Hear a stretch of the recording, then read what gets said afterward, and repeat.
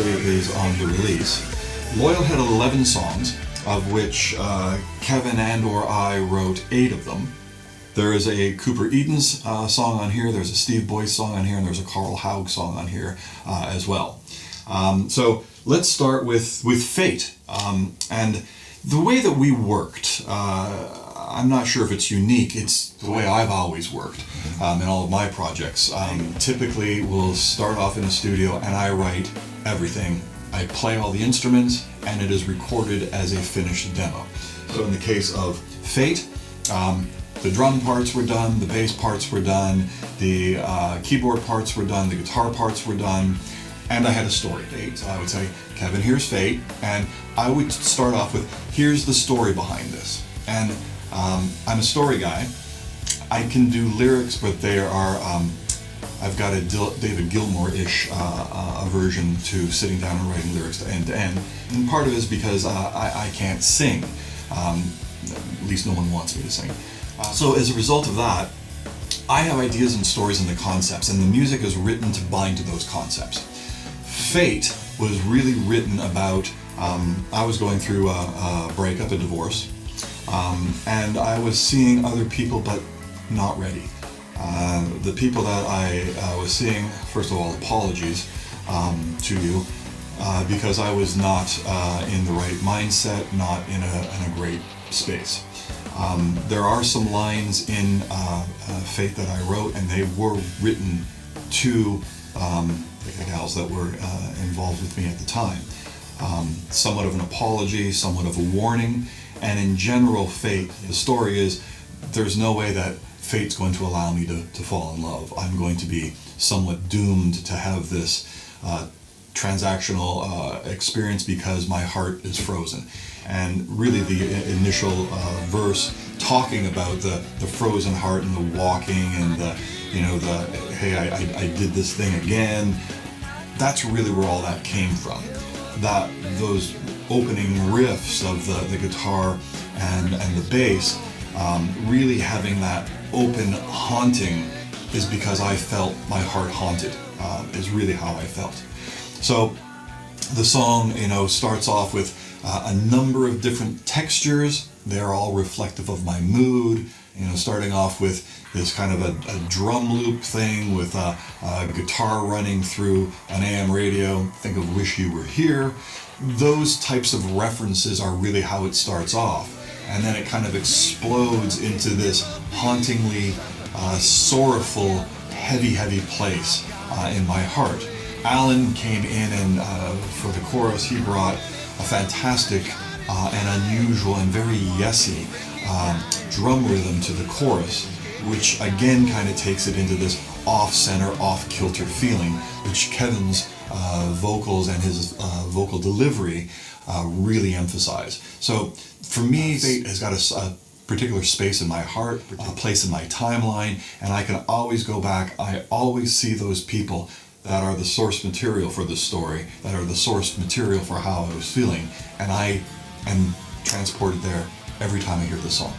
I think that's a good idea. I mean, as lightly as you go anywhere from one night stand to the enormity of correspondence between two human beings where love struck up, or all those emotions come up, and then the next day of what just transpired last night.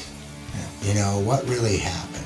How big is this? Is this going to go into relationships that I've had before? Is this just a one-night stand? Is this something more? What it could be? Just all of that comes in. Fate and love can never be, and it can't be suffocating. The suffocating was a key line for me. That whole suffocating feeling, that was definitely the emotional trigger of writing this song. That chorus during that time, it's very much like that. In the second verse, starting off, I'm out here walking, and then the suffocation is, then it wouldn't be real love. Right. I mean, if it's suffocating, then it's not coming from a good space. Anyway, but that song is, sometimes people don't get that song, but open your mind up a little bit more. I look at it as a cautionary tale to myself. To not allow yourself to be there. It's self-awareness that at that time I was there, and I knew I was there. And it was a recognition of that, and being self-aware of where you happen to be, being present in the moment, whether it's a great moment in your life or not. Being aware of where you're at least you can take action to correct it. At least you can minimize damage to other people that you're interacting with. And that's really kind of what it was. Mm-hmm. Yeah. When I think about our opening number, Kevin, we started off with Fate. Mm-hmm. And we took some of the actual recordings from Loyal, the intro drum, electronic drum thing that was done with the Telecaster guitars that I had played on the record, kind of this opening thing. And we used that to do a walk-on. Oh yeah. That was the bell thing. Yeah, it had some sleigh bells, and the sleigh bell stuff was kind of Alan's remembering the topographic times when he had all the different bell trees and sleigh bells and stuff for topographic, some of the percussion sections of that double album. And then I really thought that it should start off with something percussive, just as a doff to Alan, as opposed to doing the orchestral thing that YESsy always opens up with, which is very nice and very YESsy, but I wanted something that was a little bit more, at the time current, a little bit more percussive, and very much a reflection of that, and to have that kind of narrow-banded AM guitar and percussion drum type thing was, I think, a different way to start our section of the live show back in 2005. Mm-hmm. We were very fortunate. There was some anticipation for it, and so it was great. And the biggest thing is that everybody personally had gotten their stuff in order and had rehearsed it, and so that we had kind of those break-offs. There was some vocal break-offs, like you were saying. There was some things between you and Karl, and there was some little ensemble stuff. But for the total structure, when we rehearsed over in Redmond, and what was the name of that place? Synergy. We were Synergy, and it's not there anymore. No, it's an apartment complex. Unfortunately, it was really nice. It was a great setting because it was almost like a living room, so we could kind of break off and sit down. But just the energy and the anticipation of it was phenomenal. Really, that was a great energy at that time. Yeah, that was a really great place. That was a place owned by Jason Shavey, who was the original Treason bass player. And Jason had that studio. As a matter of fact, that's where Treason really kind of got going, was over there. And so Jason was gracious enough to host us there, and we set up our stuff for about 2 weeks. After having done some work at Don Bennett's place, and we had a couple other very small intimate shows where we would rehearse parts of the songs. And when we got ready for doing what is whitesongs, which is the show that we did in February 2005, or was it January? Right around the end of January, beginning of February. We rehearsed the songs, and the way that we did our rehearsals is we rehearsed things independently. We did a lot more rehearsal than we ended up playing. We played about an hour, 9 songs, but we had actually rehearsed some other stuff from drama.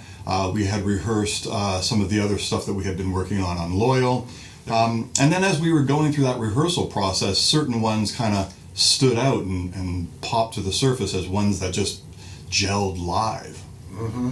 Mm-hmm. Yeah, it was, and the live show was great. It was. We had, sometimes there are things that happen, but this one didn't have anything. It was just smooth throughout that whole first gig.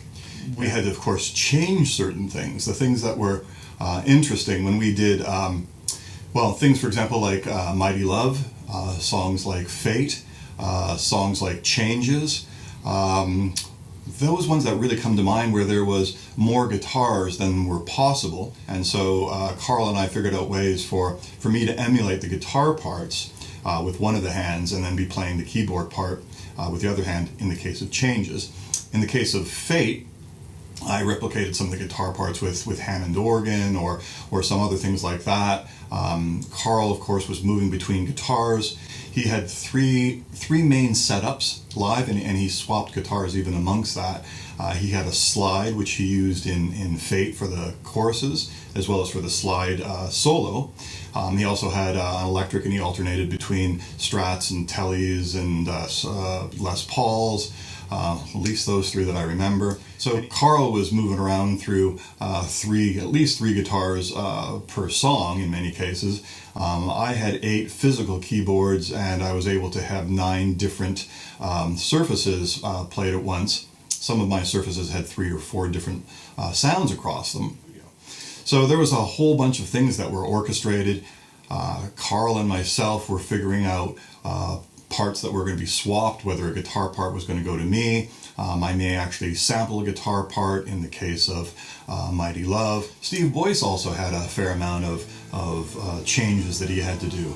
And he was playing, for example, in Fate, he ended up playing essentially an acoustic guitar rhythm part on his bass. And he had bass pedals that he was playing. Sometimes I played bass pedals if Steve had his hands full, and of course Steve was singing at the same time.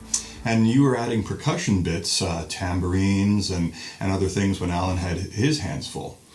Well, yeah, needless to say, there is, the show and to bring it off is got an enormity of crucial tightness that has to happen. And I think whitesongs shows that, but it's not so much because that could also come across as being mechanical. And I think that's the beauty of whitesongs, is that with all that is so miraculously happening underneath, True. is that in reality, though, it comes across as conveying just exactly what it has to convey.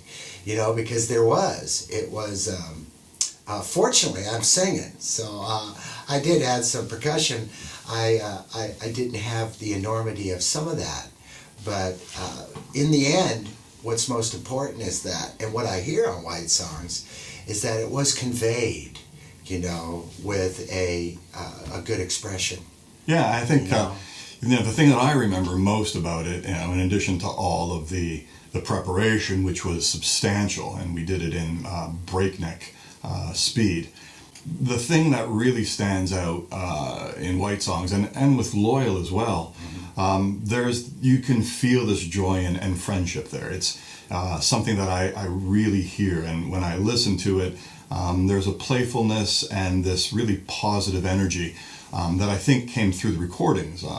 It doesn't have, as you said, the mechanical feel. It's really this joyous interplay between 5 friends, which I think was really great. And then all the different things. Alan bringing electronic percussion in. Alan was bringing in additional vocal parts or hitting certain things that I might not be able to hit because I may have had 2 hands and maybe a foot full. But through all of that, because things were done, I think you probably would agree, it was done with love, that we really had this joyous experience. And whitesongs was recorded at the venue. But we never heard it. It had never been mixed. It was something that was there. It was sitting on a hard disk someplace. And when I heard it, I think the first thing I heard was Fate. And it blew me away. When I listened to Karl's guitar solo and how great and tight the band was, that ending part with the kind of on the porch with the bass pedals underneath with Karl's acoustic slide solo. Steve Boyce, he's got his left foot playing bass pedals, or is it me with my right hand? One of us is playing bass pedals. Steve is doing the rhythm guitar part that Karl played on the record.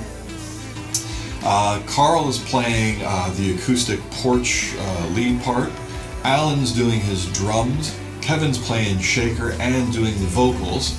We also had some vocals coming in that were on either my foot or Alan's pad, because we had such a different texture, and live we couldn't actually change the textures of the front console, so the turnover part is actually either Alan or myself, and I don't remember which one of us did it.